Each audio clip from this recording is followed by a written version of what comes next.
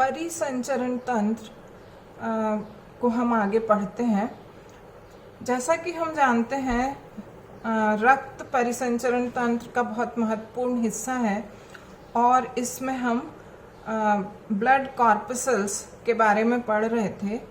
3 तरह के blood cells पाए जाते हैं, लाल रक्त कणिकाएं, श्वेत रक्त कणिकाएं और प्लेटलेट्स। लाल रक्त कणिकाओं के बारे में हम पिछले वीडियो में पढ़ चुके हैं। अब हम आते हैं श्वेत रक्त कणिकाओं या WBCs पर। WBCs को ल्यूकोसाइट्स भी कहते हैं। ये ग्रैन्युलर और एग्रैन्युलर 2 प्रकार की होती हैं। ग्रैन्युलर WBCs भी हम पढ़ चुके हैं। आज हम एग्रैन्युलोसाइट्स के बारे में पढ़ेंगे। एग्रैन्युलोसाइट्स के साइटोप्लाज्म में कणिकाएं नहीं पाई जाती, इसीलिए इन्हें एग्रैन्युलर ल्यूकोसाइट्स कहा जाता है। इनका केंद्रक गोलाकार या किडनी के आकार का होता है। एग्रैन्युलर ल्यूकोसाइट्स भी 2 प्रकार के होते हैं। पहला प्रकार है लिम्फोसाइट्स। इनका साइज RBC से कुछ बड़ा होता है। इनमें केंद्रक गोलाकार पाया जाता है और यह केंद्रक क्षारीय रंजकों से रंगे जाने वाले साइटोप्लाज्म से घिरा हुआ होता है, इसीलिए इसे बेसोफिलिक साइटोप्लाज्म भी कहते हैं।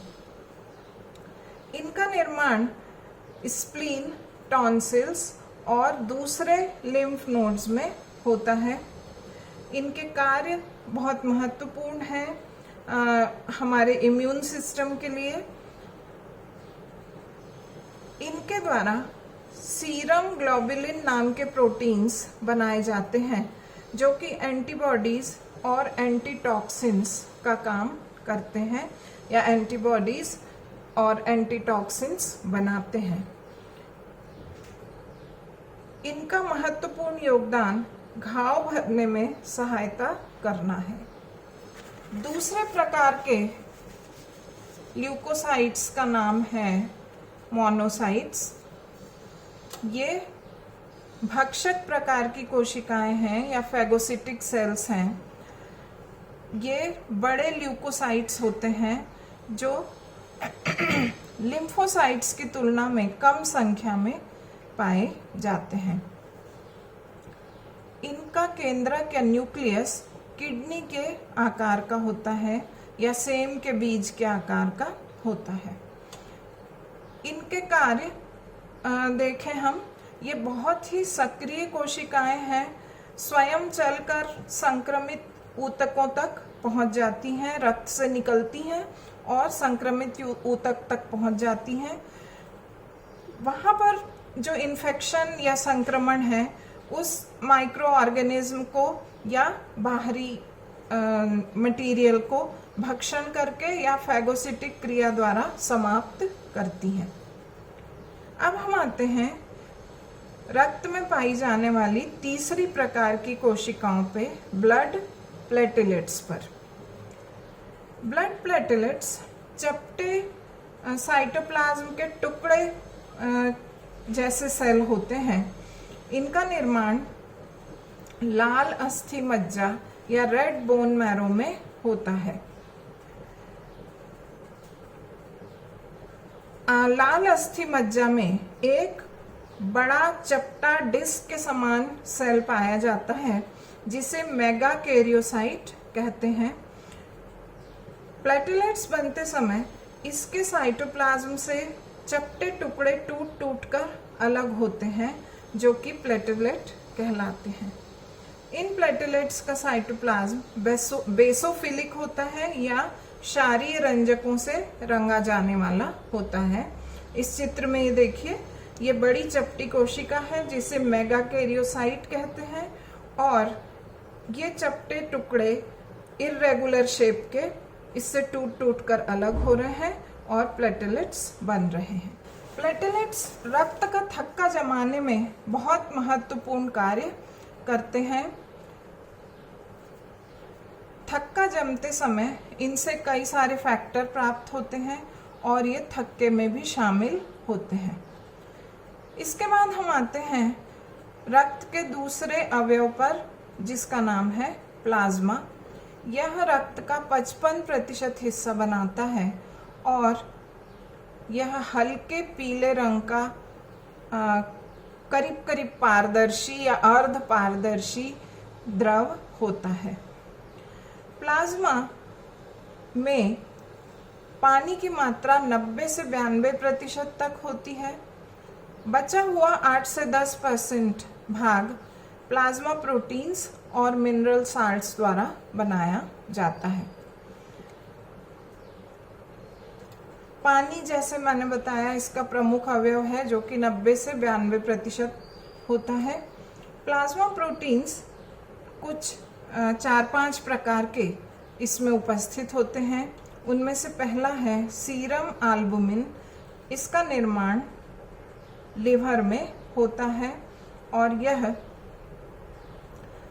इम्यूनो रिएक्शंस में महत्वपूर्ण रोल अदा करता है। सीरम ग्लोबुलिन्स ये लिम्फोसाइट्स द्वारा बनाए जाते हैं। तीसरा है फाइब्रिनोजन। इसका निर्माण लिवर में होता है और यह रक्त के थक्के का प्रमुख अवयव होता है। फाइब्रिनोजन थक्का जमते समय फाइब्रिन में कन्वर्ट हो जाता है और यही रेशेदार प्रोटीन थक्के का प्रमुख अवयव बनाता है। चौथा प्रोटीन है प्रोथ्रोम्बिन। प्रोथ्रोम्बिन भी लिवर में बनता है और थक्का जमते समय प्रोथ्रोम्बिन को थ्रोम्बिन में बदला जाता है और यह थक्का जमाने की प्रक्रिया का एक महत्वपूर्ण अवयव है। फिर हम आते हैं तीसरे कंपोनेंट पर। तीसरा कंपोनेंट है मिनरल्स और साल्ट्स। प्लाज्मा में प्रमुख रूप से सोडियम क्लोराइड और सोडियम बाइकार्बोनेट पाए जाते हैं, जबकि बहुत कम मात्रा में potassium, magnesium, phosphorus, calcium, iron, copper और आयोडीन भी उपस्थित होते हैं। मिनरल्स और साल्ट्स का महत्वपूर्ण रोल होता है कोशिकाओं के निर्माण में, पेशी संकुचन या मसल कॉन्ट्रैक्शन में, संवेदनाओं के एक स्थान से दूसरे स्थान पहुंचने में, मतलब नर्व इम्पल्स के ट्रांसमिशन में, शरीर का पीएच बैलेंस और बीपी मेंटेन करने में।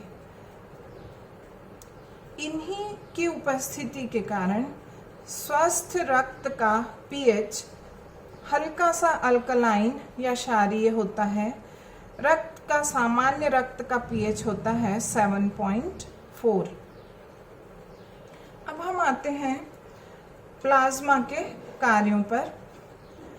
प्लाज्मा का कार्य प्रमुख रूप से संवहन करना या ट्रांसपोर्ट करना है।